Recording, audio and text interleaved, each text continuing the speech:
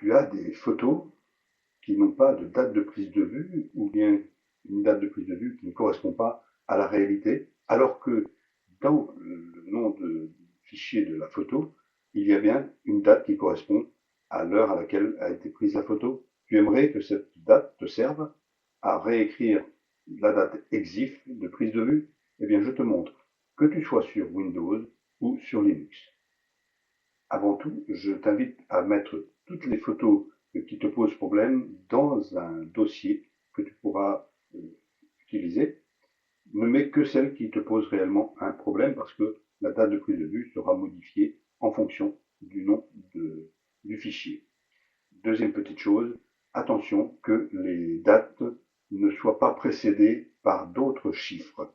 Ici, tu peux avoir des lettres, mais pas de chiffres, sinon les chiffres seront utilisés pour créer une date.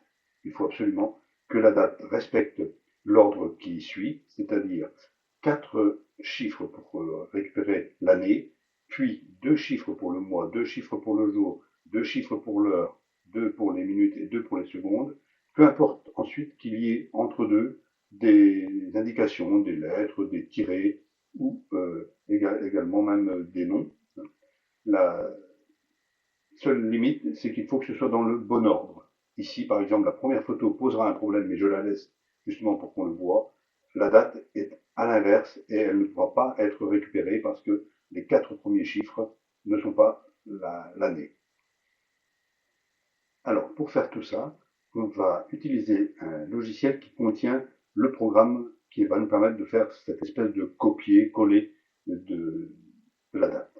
Alors attention, ce logiciel c'est XNViewMP. Il ne faut pas aller sur cette page xnview.com simplement, parce que ce n'est pas le bon endroit. Il faut bien aller sur XNViewMP. Tu vois l'adresse, si tu n'es pas tombé sur la bonne page, recopie bien cette adresse XNViewMP.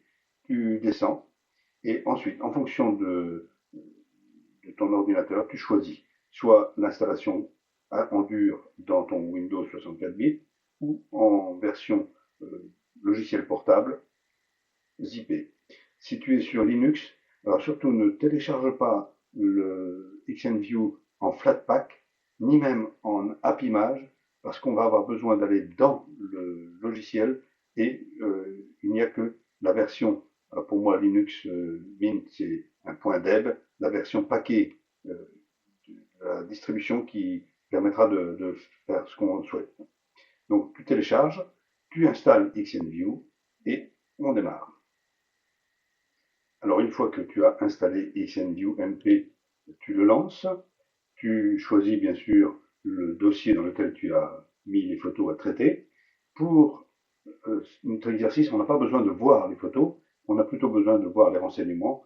Il te faut avoir cet affichage, donc menu affiché, affiché en, et tu choisis détail. Comme ça, tu auras les renseignements. Par contre, il te manquera peut-être la colonne EXIF, date de prise, qui est celle qu'on veut remplir.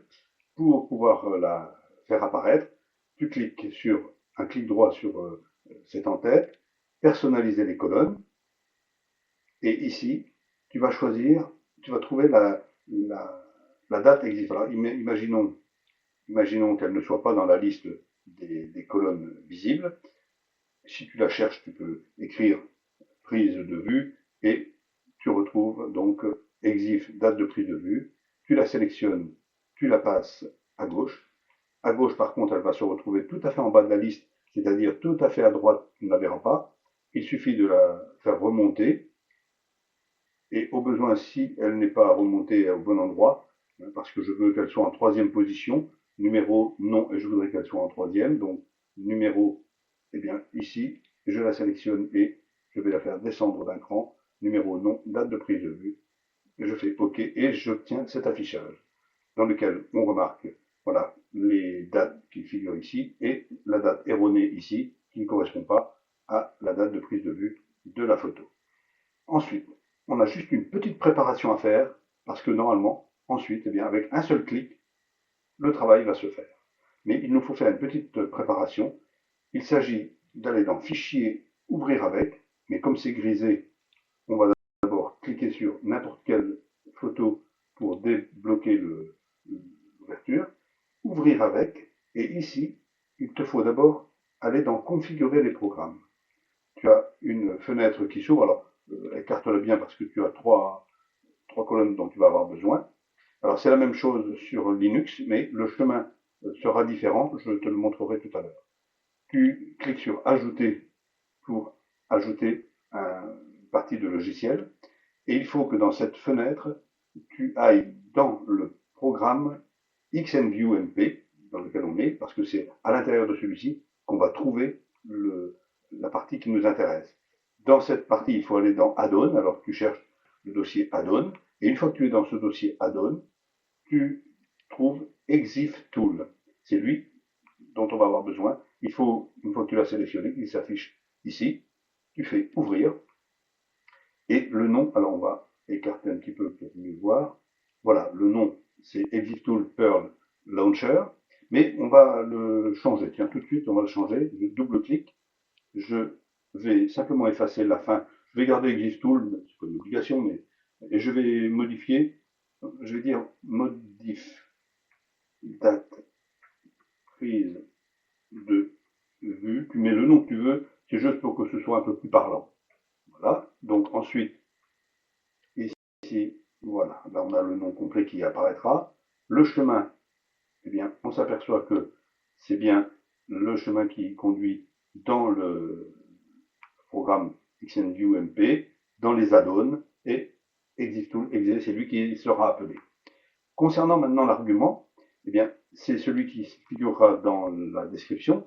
Un double-clic pour l'installer. Alors, je le récupère, moi je l'ai ici. Voilà.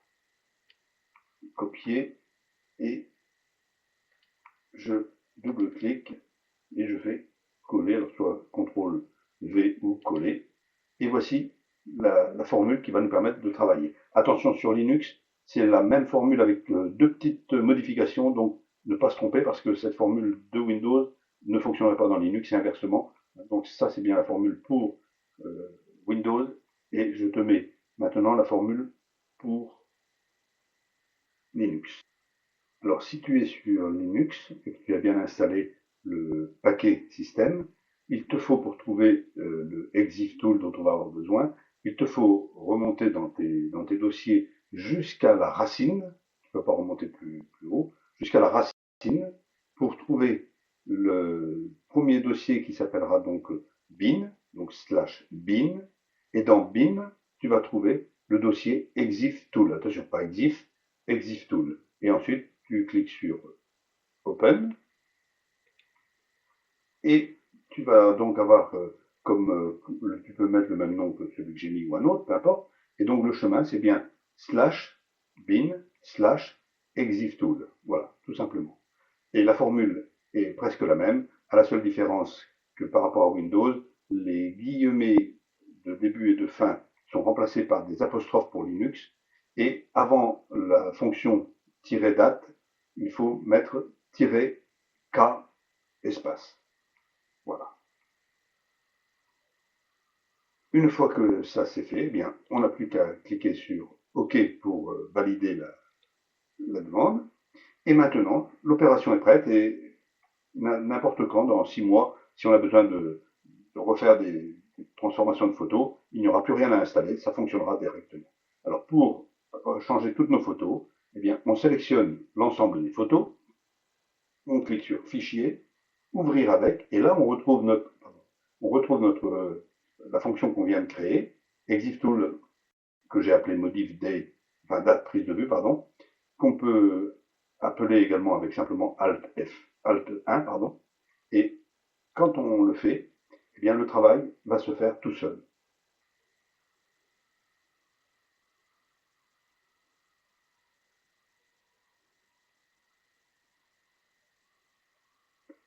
Voilà, ça peut prendre une petite dizaine de secondes, là j'ai que quelques photos. Par contre, on s'aperçoit que j'avais au départ 11 photos, maintenant je me retrouve avec 22, tout simplement parce que XenView a vidé les photos que j'avais sélectionnées de tout leur contenu. Il n'a gardé finalement que l'enveloppe, l'extérieur, mais les photos ont été recréées et avec la bonne date. Par contre, on ne la voit pas. pour l'avoir, eh bien, je vais simplement supprimer ceci. Donc, comme c'est déjà sélectionné, je vais faire un clic droit et supprimer.